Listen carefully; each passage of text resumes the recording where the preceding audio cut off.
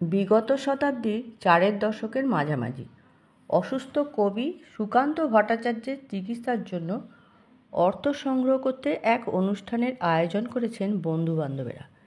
গান গাইবার কথা সুচিত্রা মিত্র আর হেমন্ত মুখোপাধ্যায়ের।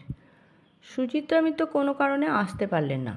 উদ্যোক্তাদের মধ্যে ছিলেন হেমন্ত মুখোপাধ্যায়ের বন্ধু রামকৃষ্ণ মৈত্র। তাকে ডেকে হেমন্ত মুখোপাধ্যায় বললেন, চিন্তা করিস না, আমি দেখে নিচ্ছি। তারপর একাই 2 ঘন্টার ওপরে চণ্ডালিকা গেয়ে মন্ত্রমুগ্ধ করে রাখলেন শ্রোতাদের। পারিশ্রমিক নেওয়ার তো প্রশ্নই নেই। উপরন্তু অনুষ্ঠান শেষে একান্তে নিজের তরফ থেকে কিছু জোর করে দিয়েও গেলেন বন্ধুদের হাতে। অনেক গানের প্রথম লাইন নিজেই লিখে দিতেন হেমন্ত মুখোপাধ্যায়, আবার কখনো ধরিয়ে দিতেন ভাববস্তু। একবার পুলক বন্দ্যোপাধ্যায়কে গান লেখবার জন্য ডেকে এনেছেন নিজের বাড়িতে। বিকেলে চা নিয়ে বসেছেন দুজনে বারান্দায়। এমন সময় দূর থেকে দেখা গেল একটি মেয়ে লেকের ধার দিয়ে ঝরে পড়া কৃষ্ণচূড়া ফুলের ওপর দিয়ে চলে গেল। হেমন্ত মুখোপাধ্যায় বললেন, একে নিয়ে একটা গান লিখতে পারো? পুলক বন্দ্যোপাধ্যায় লিখলেন, সেদিন তোমায় দেখেছিলাম ভোরবেলা, শুধু মিলের খাতিরে বিকেল হয়ে গেল ভোর। হেমন্ত সুর দিলেন, গাইলেন। চারপাশে দেখাশোনা সাধারণ ঘটনা থেকে সৃষ্টি হলো একটি কালজয়ী গান। হেমন্ত মুখোপাধ্যায় বিশ্বাস করতেন, কুস্তি করে গান হয় না, সৃষ্টি কোনো ফর্মুলা মেনে হয় না। সারাদিন কসরত করেও একটা প্রাণ মাতানো সুর সৃষ্টি হলো না, এমনও হয়। আবার 15 মিনিটে একটা অসাধারণ সৃষ্টি হয়ে গেল। এই ছিল তার পক্ষে স্বাভাবিক। নিঝুম সন্ধ্যায় পান্থ পাখিরাও এইভাবেই লেখা। হেমন্ত মুখোপাধ্যায় হারমোনিয়াম বাজিয়ে সিচুয়েশন অনুযায়ী একটা সুর দিলেন। স্থায়ী অংশটা কিছুক্ষণের মধ্যেই লেখা হয়ে গেল। আবার হেমন্ত সুর তুলে বললেন, এই নাও অন্তরা। 15 মিনিটে তৈরি হয়ে গেছিল গান। তারপর হেমন্ত বলেছিলেন পুলক বন্দ্যোপাধ্যায়কে, দেখলে, প্যাশনটাই হলো আসল। কতক্ষণ সময় দিলে সেটা বড় কথা নয়। তুমি কিন্তু কাউকে বলবে না যে এত তাড়াতাড়ি গান তৈরি হয়ে গেছে। 7 দিন পর গিয়ে বলবে যে তুমি অনেক ভাবনা চিন্তা করে গান লিখে এনেছো। না হলে সবাই ভাববে তাড়াহুড়োয় যা তা কাজ হয়েছে। একবার গীতিকার প্রণব রায়ের স্মৃতিতে আয়োজিত এক অনুষ্ঠানে এক বৃদ্ধা ভদ্রমহিলা অনুরোধ করলেন, বাবা, তুমি যে আমারই কবিতা গানটা গাইবে? আমার স্বামী খুব ভালোবাসতেন। হেমন্ত একটু অপ্রস্তুত, মাথা নিচু করে বসে রইলেন কয়েক মুহূর্ত। তারপর দর্শকদের উদ্দেশ্যে বললেন, আমার একজন মা একটি গান শুনতে চেয়েছেন, কিন্তু এটা অনেক দিন আগে গেয়েছি, আসরে সেভাবে গাই না, সুরটা ভুলে গেছি জায়গায় জায়গায়। আপনারা যদি অনুমতি দেন, আমি একটু নিজের মতো সুরটা বানিয়ে নিয়ে গাইছি। আপত্তির প্রশ্নই নেই। তবু সকলের অনুমতি চেয়ে নিয়ে গানটি শুরু করলেন হেমন্ত, এবং একটুও না থমকে ভুলে যাওয়া অংশগুলো সেই মুহূর্তেই নতুন সুরে গেয়ে গেলেন। যে বৃদ্ধার কাছ থেকে অনুরোধ এসেছিল, তিনি চোখের জল ধরে রাখতে পারেননি।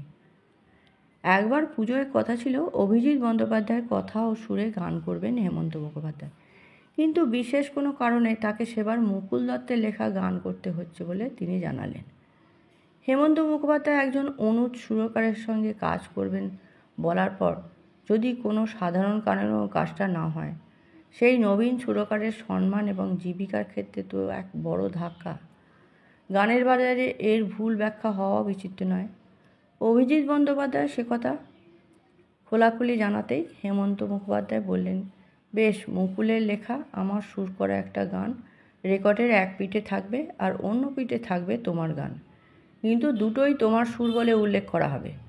দুজনকে দেওয়া কথাই তিনি রাখলেন। অবলীলায় নিজের সুর করা একটি গানের সুরকার হিসেবে কৃতিত্ব দিয়ে দিলেন এক অনুজ সুরকারকে। সেই গানটি ছিল আমিও পথের মতো হারিয়ে যাব। এরকম নিজের জন্য রাখা গান কোনো নবীন শিল্পীকে দিয়ে দিয়েছেন তিনি, আর সেই গান গেয়েই অনুজ শিল্পীর সঙ্গীত জীবনের মোড় ঘুরেছে। এমন উদাহরণ অনেক। অমৃত অরোরা সঙ্গীত জীবনের শুরু থেকেই প্রায় আরাধ্য মানতেন মোহাম্মদ রফি এবং হেমন্ত মুখোপাধ্যায়কে। তখন সবে একটু পরিচিতি পেয়েছেন তিনি। এক বন্ধুর যোগাযোগে একদিন চলে এলেন হেমন্তর কাছে, গিয়ে প্রণাম করে জানালেন তার ইচ্ছের কথা। হেমন্ত সুরে একটা গান করতে চান। হেমন্ত একটু দ্বিধায় ছিলেন। সেই সময়কার চলতি বাংলা গান অমৃত সিং ঠিক মতো গাইতে পারবেন কিনা। একটু অন্যরকম গান হলে ভালো হয়, কিন্তু দেবার মতো গান তো হাতে নেই। তখন বেলা দেবী মনে করিয়ে দেন পুলক বন্দ্যোপাধ্যায়ের লেখা একটি গানের কথা। হেমন্ত সুর করে রাখাই ছিল, সেই গানটিই দিয়ে দিলেন অমৃত সিং অরোরাকে। রূপসী দোহাই তোমার, এই গান গেয়েই বিপুল জনপ্রিয়তা পান অমৃত সিং অরোরা। ইন্সপেক্টর ছবিতে দিল ছেড় কই ऐसा নগমা গানটি শুধু লতাজিরই গাওয়া কথা ছিল, কিন্তু লতাজির তখন গলা খারাপ। এদিকে ছবির প্রজেকশনের জন্য অন্তত রাফ ভাবেও গানটা দরকার, প্রস্তুতি ছিল না। হেমন্ত তখন শুধু হারমোনিয়াম আর তবলা দিয়ে এই গানটি রেকর্ড করে দিলেন। শুনে পরিচালকের এত পছন্দ হয়ে গেল যে ছবির অন্য একটি সিচুয়েশনে তিনি ওই গানটিই রেখে দিলেন। শ্রী রামচন্দ্রের সঙ্গে এক সাক্ষাৎকারে হেমন্ত মুখার্জি নিজেই এই গল্প করেছেন। খামোশি ছবির গান তৈরি হচ্ছে। গুলজারকে নিয়ে বসেছেন হেমন্ত মুখোপাধ্যায়। নদীর ধারে সন্ধ্যার দৃশ্যটির জন্য একটা গান লাগবে। বাংলা গানের ক্ষেত্রে অনেক সময় প্রথম লাইনটা হেমন্ত নিজেই লিখে দিতেন, কিন্তু হিন্দিতে ঠিক ভাবটা আসছে না। আজ শোয়া হয়ে গুলজারকে বলছেন, কুছ বল দো, কুছ বন নেহি রাহা হ্যায়। গুলজার নিজেই ছিলেন চিত্রনাট্যকার। ওই মুহূর্তে নায়ক নায়িকার মনের ভাব কেমন হতে পারে তার ভাবাই ছিল। নায়ক একজনের সঙ্গে রয়েছেন, কিন্তু তার মনে পড়ছে এমনই আরেকটি সন্ধ্যার কথা, যখন সে ছিল অন্য এক নারীর সঙ্গে, যাকে সে ভালোবেসেছিল একদিন। এই ভাবনা থেকেই গুলজার বললেন, ও শাম কুছ আজীব থি। হেমন্ত ততক্ষণে মুড এসে গেছে। তিনি মুখরার সুরটা করে ফেলে অন্তরার সুরও করে ফেললেন। গুলজারকে বললেন সেই সুর অনুযায়ী কথা বসাতে, কিন্তু অন্তরা লিখতে লিখতে মুখরার উপযোগী আরও কিছু কথা গুলজারের মাথায় এলো। অর্থাৎ সুরটা অন্তরার, কিন্তু কথাগুলো আরম্ভের ঠিক পরে যেতে পারে। এই এলোমেলো কথা সুরের আদলকে শেষ পর্যন্ত হেমন্ত এমন সুন্দরভাবে মিলিয়ে দিলেন যে কোথাও কোনো অসঙ্গতি বোঝাই গেল না। এই গানটি ঐতিহাসিক আরও একটি কারণে। কিশোর কুমারকে রাজেশ খান্নার নেপথ্য কণ্ঠে ব্যবহারের জন্য প্রথম নির্বাচন করেন হেমন্ত মুখার্জি। হেমন্ত মুখার্জি সুর দিয়েছিলেন কিশোর কুমারের বিখ্যাত অ্যালবাম আমার পূজার ফুলের 4টি অনবদ্য গানে। তখন তিনি খুবই অসুস্থ, তবু গানগুলি গেয়ে ক্যাসেটে তুলে দিয়ে বলে পাঠিয়েছিলেন, কিশোর তুমি নিজের মতো করে নিও। অবশ্য গানগুলি শুনলেই সবাই বুঝবেন কিশোর কুমারের খুব একটা নিজের মতো করে নেবার সুযোগ ছিল না এতে, বরং একটু অকিশোরীয় ভঙ্গিতেই তিনি খুব নিষ্ঠার সঙ্গে গেয়েছিলেন দাদার সুর দেওয়া গান। তবে এই নিয়ে মজা করতে ছাড়েননি কিশোর কুমার। রেকর্ডিংয়ের দিন গীতিকার মুকুল দত্তকে ধরে নিয়ে তিনি আরম্ভ করলেন, দেখেছেন বুড়ো কীরকম সুর করেছে, একেবারে নিজের স্টাইলে। ভেবেছে কিশোরকে খুব টাইট দিয়েছে, বুড়ো নিজে ভালো গায় বলে এত দেমাক। মুকুলবাবুর অবস্থা শোচনীয়। তিনি বারবার বলছেন, হেমন্ত তার মতো মানুষকে নিয়ে এসব কথা, না না আমায় কেন এসব বলছেন, কিন্তু কিশোর কুমার ছাড়ার পাত্র নন, চালিয়েই যাচ্ছেন। এদিকে হেমন্ত ততক্ষণে স্টুডিওতে এসে গেছেন। সামনে না এসে আড়াল থেকে সব শুনেছেন। একসময় মুকুলবাবুর দুর্দশা দেখে আর থাকতে না পেরে বলে উঠলেন, আমি কিন্তু সব শুনেছি কিশোর। তৎক্ষণাৎ কিশোর কুমার তার দিকে ফিরে বলে উঠলেন, এই তো দাদা এসে গেছেন, শুনলেন তো? আমি এতক্ষণ মুকুলবাবুকে বলছিলাম কি অসাধারণ সুর করেছেন আপনি। তারপর দুজনের হাসি, আর মুকুলবাবুর অবস্থা অনুমান করে নেওয়াই যোগ্য যায়। হেমন্ত শেষ জীবনের একটি ছোট ঘটনা, কিন্তু ব্যঞ্জনায় অসাধারণ।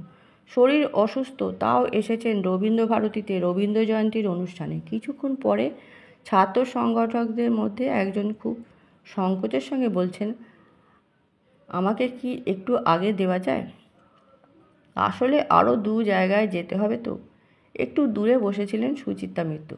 সেই ছাত্রকে ডাকলেন, হেমন্ত কি বলছে রে? ছাত্রটি জানালেন সব কথা। সুচিত্রা বললেন, ওকে এক্ষুনি ছাড়িস না, ও উঠলে সবাই উঠে যাবে। ওকে বল আমি আগে গাইব বলেছি। অগত্যা ছাত্রটি এসে সুচিত্রাদির বক্তব্য জানালেন হেমন্ত মুখার্জিকে। হেমন্ত মুখার্জি একবার তাকালেন তার দীর্ঘদিনের বন্ধুর দিকে। দুজনের মুখেই মৃদু হাসি। তারপর হেমন্তর জবাব, বুঝেছি, আচ্ছা তাই হবে। এমন ছোট ছোট ঘটনার আয়নায় যদি ধরা পড়ে বৃহত্তর জীবনের প্রতিভাস, তবে তাই হয়ে উঠতে পারে ব্যক্তি বা ব্যক্তিত্বকেন্দ্রিক ইতিহাসের পথ ধরে এক বৃহত্তর সাংস্কৃতিক, সামাজিক ও মানবিক ইতিহাসকে ধরে রাখার প্রয়াস। শিল্পী, শিল্প ও সমাজ সম্পর্কে নিরন্তর বদল ঘটে যেতে থাকা এই সময়ে দাঁড়িয়ে এই ধরনের খণ্ড ইতিহাস নিয়ে একটু ভাবার প্রয়োজনও বোধহয় কম নয়। ধন্যবাদ।